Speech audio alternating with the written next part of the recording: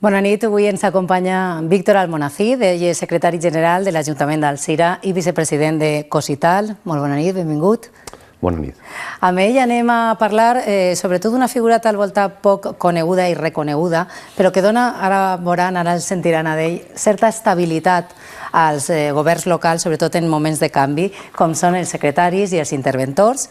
Senyor Almonacid, ¿qué son els secretarios y los interventores de la administración local? Pues somos los llamados funcionarios de la administración local con habilitación de carácter nacional. Somos funcionarios del Estado, pero físicamente trabajamos y funcionalmente en las entidades locales, en los ayuntamientos y en las diputaciones. Y bueno, nuestras funciones o nuestra función principal es controlar la legalidad y la gestión económico-financiera, presupuestaria y otras cosas como la fe pública, pero bueno, que quizá igual no le interesa tanto, ¿no?, a los espectadores. Y también, como estaba yo diciendo, por ejemplo, las pasadas elecciones autonómicas y municipales dieron un cambio radical, muchos cambios en ayuntamientos. La figura de los secretarios, por ejemplo, contribuyen a dar estabilidad en momentos de cambio y sobre todo de cara al ciudadano. Sí, bueno, nosotros aprobamos una oposición en su momento. Eso quiere decir que eso es muy importante, no solo dentro de nuestro colectivo, sino que haya funcionarios de carrera profesionales que sobrevivan, ¿no?, a los cambios, que no vengan los políticos con sus, vamos a decir, con sus personas de confianza y que la administración tenga un hilo conductor entre legislaturas es importante. En este sentido, sí, damos estabilidad y afortunadamente sobrevivimos a los cambios políticos, lo cual es bueno, ¿no?, porque evidentemente una institución es algo más importante que el gobierno que está en cada momento. ¿Y cuál sería, que usted lo ha nombrado también, su papel desde los ayuntamientos, por ejemplo, desde las instituciones locales contra la corrupción, por ejemplo? Bueno, la corrupción, que es uno, por desgracia, ¿no?, es uno de los temas de moda, yo creo que tiene mucho que ver con nosotros, o mejor dicho, nosotros contra la corrupción, más que con la corrupción. Ya lo he dicho al principio, nuestro papel o nuestra función principal es el control de la legalidad. Creo que lo hemos hecho. Alguien dirá, bueno, pues si ha habido casos de corrupción es que no lo han hecho lo suficiente. Pues quizá hay que hacer algo de autocrítica, pero también hay que reivindicar una mejor regulación y una mayor garantía de nuestra independencia. El Poder Judicial, por ejemplo, más o menos funciona porque es independiente.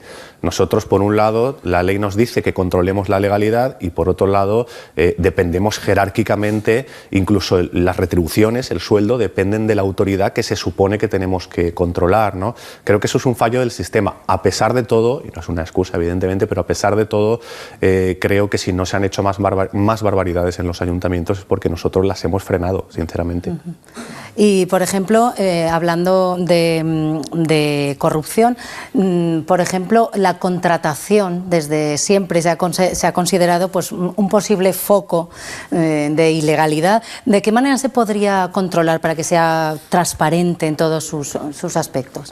Efectivamente, la contratación junto con el urbanismo, lo que pasa es que el urbanismo últimamente se habla menos, ¿no?, porque bueno, la crisis creo que lo ha herido, si no matado, pero la contratación todavía es una actividad muy importante de las administraciones, evidentemente de los ayuntamientos, y sí, es foco de corrupción. ¿Cuál es la medida? Pues la medida yo creo que sería hacerla electrónica. Es decir, ningún expediente, por así decirlo, ningún procedimiento representa mejor las bondades o las virtudes del procedimiento electrónico como la contratación. En cuanto a legalidad, en cuanto a transparencia, en cuanto a eficiencia, piensa que lo electrónico deja rastro. Es decir, yo creo que no estamos ahora mismo para perder las facturas del cajón. Ha habido incluso algún ayuntamiento que justo el día de antes de un registro judicial pues, se ha incendiado el archivo. Eso es una barbaridad, ¿no? Pero creo que tenemos que objetivizar la contratación. Tenemos que adjudicar a la oferta económicamente más ventajosa y adjudicar dentro de una concurrencia, dentro de una licitación y sobre todo que quede constancia de todo lo que se hace, ¿no? Y también que no se lo lleve siempre el mismo, un poco que sea rotatorio. Yo creo que todo eso es importante y una medida importante que al final no tiene por qué ser definitiva, pero sí que evidentemente limita las posibilidades de hacer ilegalidades, es la licitación electrónica, la contratación electrónica. Usted en su blog, que por cierto estamos viendo aquí, de que enseguida hablaremos también porque ha sido premiado al premio Excelencia al mejor blog de la Comunidad Valenciana, pues en este blog se define como una persona que lleva el municipio en el corazón, y también en un momento dice usted, por ejemplo, que es firme defensor de crear las administraciones públicas locales cercanas al ayuntamiento, transparentes, y cree que lo está consiguiendo. ¿De qué manera se podría conseguir esa cercanía mayor aún hacia los ciudadanos? Bueno, el propio ayuntamiento es la administración por definición más cercana. Es decir, yo creo que lo tenemos fácil en el sentido de que un ayuntamiento que quiera abrirse a sus ciudadanos, los ciudadanos van a entrar, ¿no?, en esa política de apertura, en ese gobierno abierto, que es un concepto que defendemos mucho, el Open Government. ¿Por qué? Porque el ciudadano se siente cerca del ayuntamiento, aunque luego también critica mucho, pero bueno, es una especie de relación de amor-odio, ¿no? ¿Qué hay que hacer? Pues implantar, instaurar mecanismos de participación, de colaboración. Por ejemplo, en el Ayuntamiento de Alzira tenemos pues la Asamblea Ciudadana, que no es que sea excesivamente moderno, porque al final es en el mismo salón del Pleno, vienen los ciudadanos, todos los que quieren. El único elemento moderno es que lo grabo con el vídeo acta, ¿no?, porque luego todo eso se guarda, primero se retransmite en streaming y luego también se guarda en un repositorio con criterios de búsqueda y demás. Y bueno, es un ejemplo de uno de los mecanismos. Hay más, ¿no?, los presupuestos participativos, pero el ciudadano cuando le preguntas responde, ¿no?, y se siente partícipe, y creo que es una manera más moderna y más eficaz de gobernar. Le iba a preguntar precisamente por lo que acaba de nombrar, ¿qué son estos presupuestos participativos que usted defiende, por ejemplo?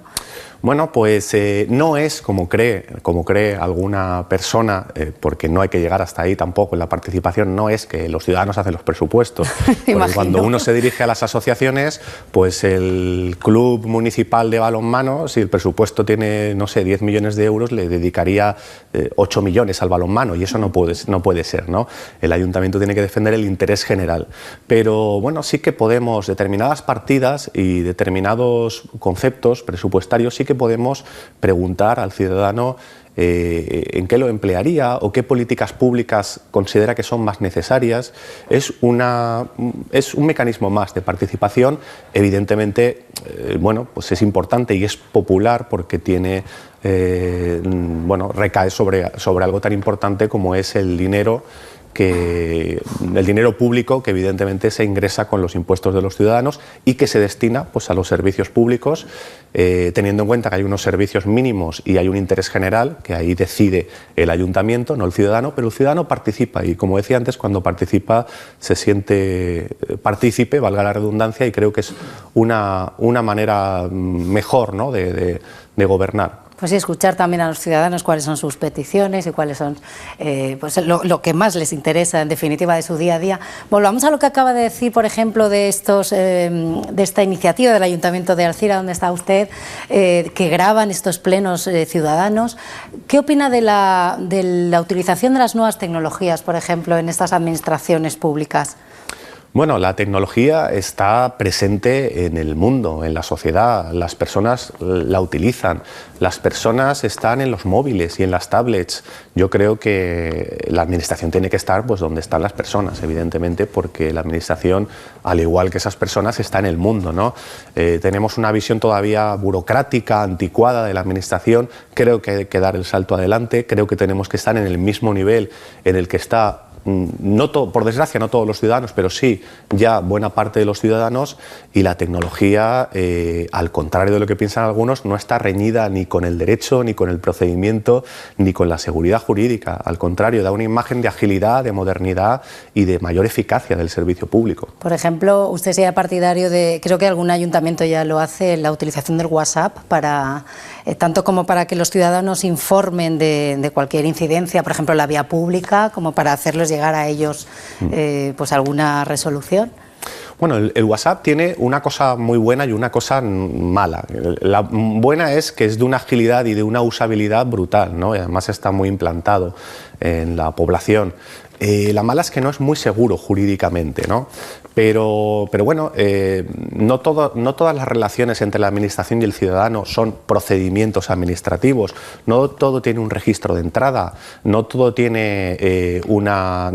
supone la tramitación de un expediente. Hay relaciones informales, como bien decías, de información mutua, recíproca, que no tienen por qué tramitarse con los cauces, vamos a decir, de siempre, sino que podría utilizarse, por ejemplo, la telefonía móvil, incluso alguna app de mensajería. Hay más, de hecho, pues algún ayuntamiento utiliza también Telegram, que es incluso más segura, ¿no?, jurídicamente, y le funciona muy bien. O sea que sí, soy partidario. Usted, señor Almonacid, es experto en Derecho de las Tecnologías de la Información y Comunicación. Como tal, ¿cree que las administraciones públicas, ya veo que sí, que se han subido al carro, podríamos decir así popularmente, pero los políticos en general hacen buen uso o malo de las redes sociales, por ejemplo, que también, pues imagínate, estamos todos interconectados? Bueno, a ver, esto hay que decirlo, y ya lo he dicho muchas veces, pero hay que decirlo las que haga falta hasta que cale el mensaje. No, lo hacen mal, lo hacen mal.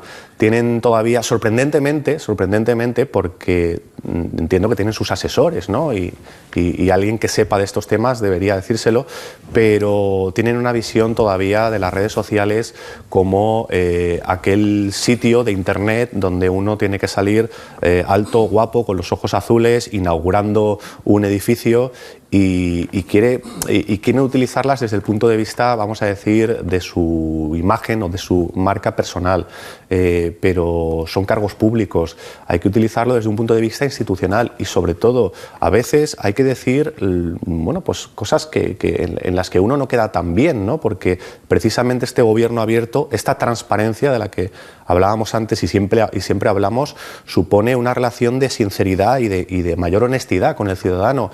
Si siempre salimos bien, el ciudadano no se lo cree, porque ¿cómo puede ser, ¿no?, que mi alcalde o mi conseller o mi ministro sea tan maravilloso y luego hay problemas? Esto no puede ser, ¿no? Creo que falta una visión más institucional y sobre todo más sincera y más honesta de las redes sociales, ¿no? Están para comunicar, pero no para hacerse uno publicidad. Y volvemos al tema que desafortunadamente está tan de moda, que es la corrupción. Más allá del papel directo que puedan desempeñar, que acabamos de hablar, los secretarios, los secretarios de la Administración, ¿qué otras medidas cree que deberían tomar los diferentes gobiernos? Pues mira, yo te contestaría en 3 mini apartados, ¿no? Yo creo que una es legislar mejor. Es decir, evidentemente las administraciones territoriales tienen potestad legislativa, sobre todo el Estado y las comunidades autónomas. Los ayuntamientos podemos dictar ordenanzas y reglamentos, pero bueno, las leyes las hace el Estado y las comunidades autónomas. Por lo tanto, la primera medida es legislar mejor. Te pongo 2 ejemplos muy rápidos.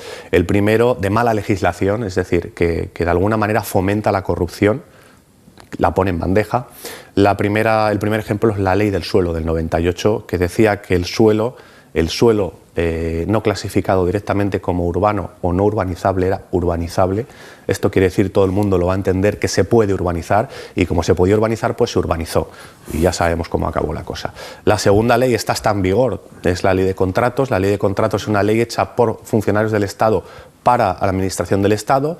Viene a decir, grosso modo, evidentemente, que los contratos de obras de menos de 50.000 euros masiva, que en un ayuntamiento pequeño es una barbaridad, se pueden adjudicar a dedo. Eso dice la Ley de Contratos. Quiero decir, al final, la corrupción, vale, la hacen las personas, pero hay algunas leyes que, cuidado con algunas leyes.